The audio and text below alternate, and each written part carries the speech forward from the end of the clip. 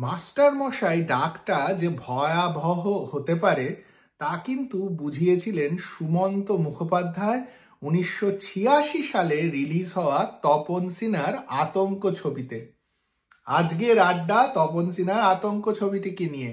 আমি তন্ময়, আশা করি আপনারা সকলে খুব ভালো আছেন।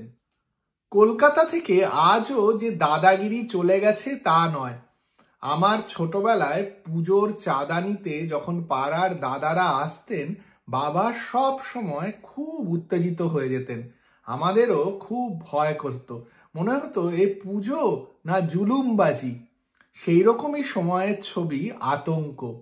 একজন মাস্টার মশাই, যেই চরিত্রটিতে অভিনয় করেছিলেন সৌমিত্র চট্টোপাধ্যায়, দেখে ফেলেন যে তারই ছাত্ররা একটি খুন করে ফেলছে।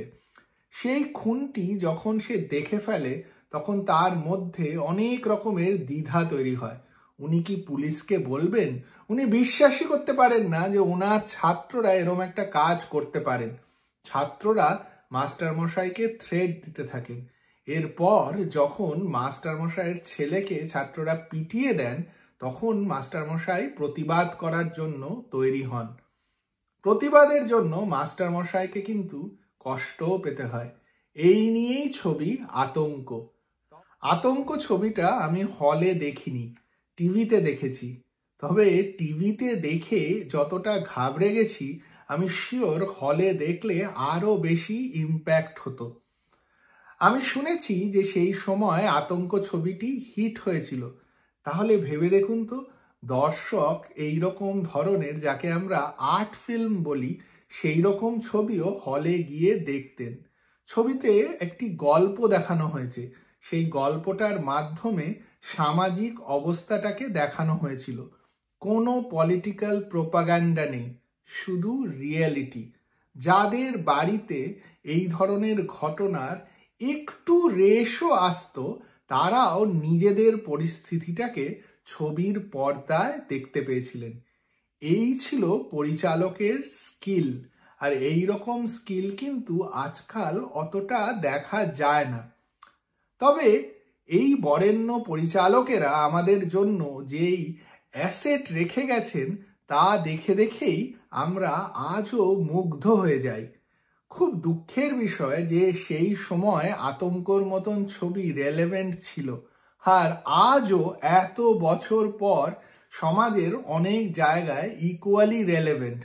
তবে কি আর করা যাবে, সমাজটা পাল্টাতে হয়তো খুব বেশি সময় নিচ্ছে, একদিন পাল্টাবে।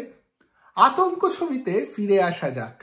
সৌমিত্র চট্টোপাধ্যায়, শতাব্দী রায়, আর ওই যে বললাম সুমন্ত মুখার্জি। এর আগে সুমন্ত মুখার্জি কোনো ছবিতে অভিনয় করেছিলেন কিনা তা আমার জানা নেই।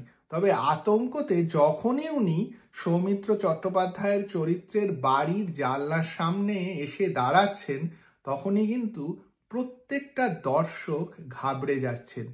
মাস্টার মশাইয়ের চরিত্রে সৌমিত্র চট্টোপাধ্যায় অসাধারণ। অনেকেই বলেন যে ওনার মেকআপ নাকি অন্যরকম হওয়া উচিত ছিল।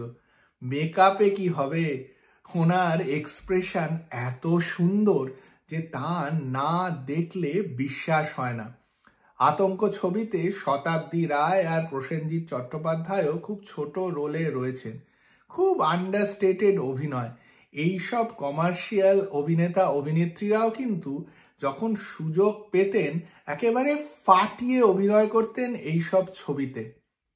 তপন সিনহা আমাদেরকে অনেক অনেক সুন্দর সুন্দর ছবি উপহার দিয়েছেন। সে সামাজিক ছবিই বলুন আর এন্টারটেনিং ছবিই বলুন। আজকে যখন আমি ফিরে তাকাই এইসব ছবিগুলোর দিকে, তখন মনে হয় যে সত্যি ওই যে বলে না যে আর্টিস্টরা চলে যান আর তাদের আর্ট আমাদের সবার জন্য থেকে যায়। এরমই একটি ছবি আতঙ্ক। দেখলে ভয় করে, তবে গর্ববোধ করতে হয় এই ধরনের ছবি বানানো হতো একটা সময়। আপনারা কি আতঙ্ক দেখেছেন? আপনাদের কি মনে পড়ে যে যখন প্রথম দেখেছিলেন তখন ভয় লেগেছিল কিনা? আমার তো এখনো দেখলে ঘাবড়ায়।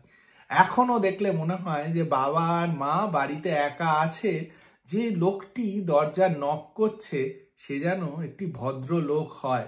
আজকেও মনে হয় বাবা যখন হাঁটতে বেরোন তখন যেন কেউ বাবার সঙ্গে অভদ্র ব্যবহার না করেন। এইরকমই একটা ছবি আতঙ্ক। আপনারা যদি আতঙ্ক দেখে থাকেন তাহলে কমেন্ট বক্সে জানান, আর এই চ্যানেলটা যদি ভালো লাগে তাহলে সাবস্ক্রাইব করতে একদম ভুলবেন না।